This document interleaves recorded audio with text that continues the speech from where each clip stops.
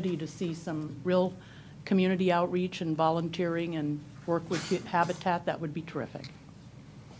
Thank you, Molly. Other council members? David? We've received a continuing barrage of comments about the roundabouts on Highway 14, and I don't presume to speak for my colleagues who voted in the majority on that particular project, but I will tell you why I voted to take it out of the transportation plan.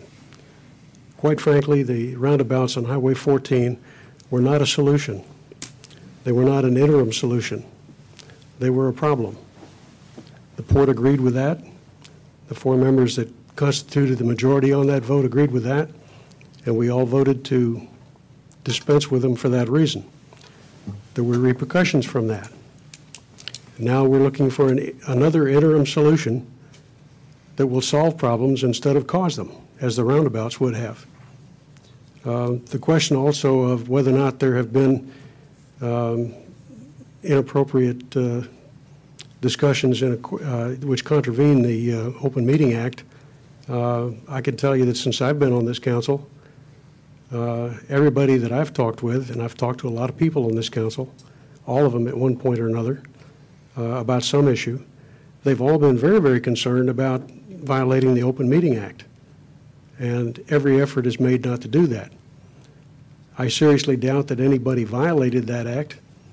And if they did, they certainly didn't do it intentionally. There are conversations that go on. They generally go on among or between 2 people. And I don't think that there are any meetings that take place that constitute, what is the ongoing meeting called? Serial meeting. The serial meeting, thank you. I'm not aware of any of those, and I've been on this council for almost a year. So I just wanted people to know that the people on this council are very, very concerned about obeying the law, and we make every effort to do so. Thank you. Thanks, Dave. Other council members? Rod? Yeah, 2 things. That Habitat for Humanity, it's another issue here for me that in my time on council, I've gotten the chance or been privileged to do an awful lot of different things. And like I said, the last council meeting, one of them is just to learn about city government and why things happen like they do. And on the good side of that all is that I've got to be a part of the Captain Clark Park opening. I got to do the Habitat for Humanity. And it's just a great fun time. We got out there, we all worked hard. They provided us lunch afterwards, but it's like Councilman Costin said, that there were others out there. We happened to work on a group with firefighters and who were a fire chief and a fire commissioner. And the mayor from Battleground is also a firefighter with Clark County Fire and Rescue. So between the solving all the world problems on firefighting and then we talked about the different communities and they're all suffering with the same issues we are, budgets and you know, water bills and a whole 9 yards. So it was a great morning, and it was just a fun time to recognize that there are other people in this community that are doing the same thing and having the same struggles as we are. The other thing that I wanted to bring up is that Larry Wagner brought that up about the bucket brigade, and he's not one to pat himself on the back, but Larry's very involved in our fire department. He's now on the planning commission here. Larry serves on the Washington State Firefighters Association board. He's also on the board for the National Volunteer Firefighter Council in Washington, D.C.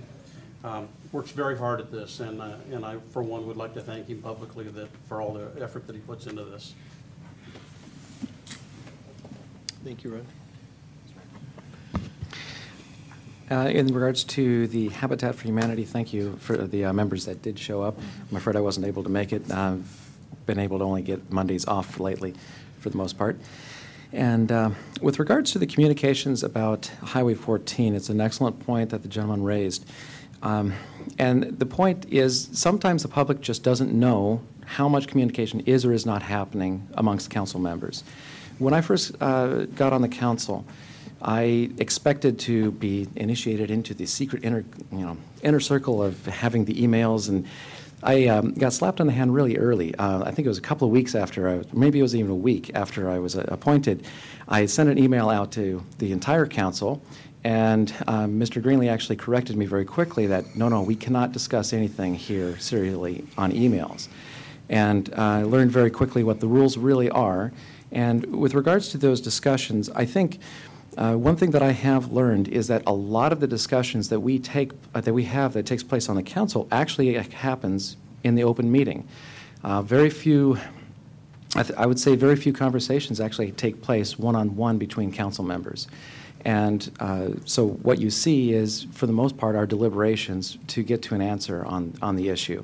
And I've been very appreciative that the council has followed that and has, like my colleague, Mr. Shoemaker, has mentioned, there's been quite a bit of personal restraint to make sure that we don't break the Open Public Meetings Act, and not only just the letter, but the spirit of it as well. Thank you. Thank you, Michael. Any, Paul?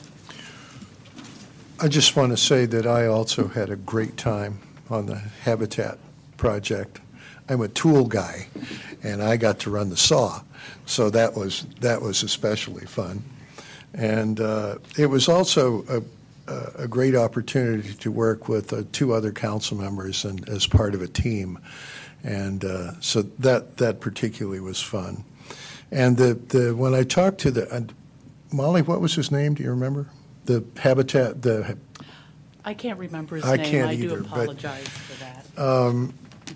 this new thing that they're talking about, and it's still really very much in formation, is that they would do everything from a full-on rehab to simple painting to even just landscaping for people who, for one reason or another, couldn't do that for themselves. The restriction, of course, would be that they're not interested in doing staging of a house for sale. There's some expectation, in fact, a requirement that people would stay in the house for some period of time. And it's still very much in formation. We don't know where it's going. The other thing that he wasn't the only one. I think there were 4 separate officers of Habitat who wanted to pitch me on how much they needed building lots. Did we have any in Washougal? They only have 2 left, and that means that they'll make it halfway through 2011 and they run out. And so they're looking for building lots here or for rehab projects that make sense. So it was a great time. I really enjoyed myself. It was also wonderful that the weather was so good and it wasn't raining at all. I would like to just real quickly brag on my newborn son, which came last night. That's at 9 o'clock, 9:15. He came out, Judah Daniel Russell, weighing 8 pounds, 21.5 inches long. And he had skis for feet. He was 3.5-inch feet. Wow. So, yeah. So we're going to be taking him out on the slopes. Thank you.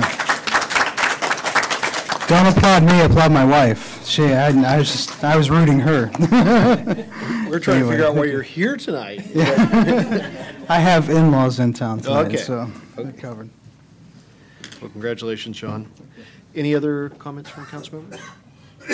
Okay, moving into the main agenda, Agenda Bill 14410, the professional services agreement with Armada Corporation for accounts receivable collection.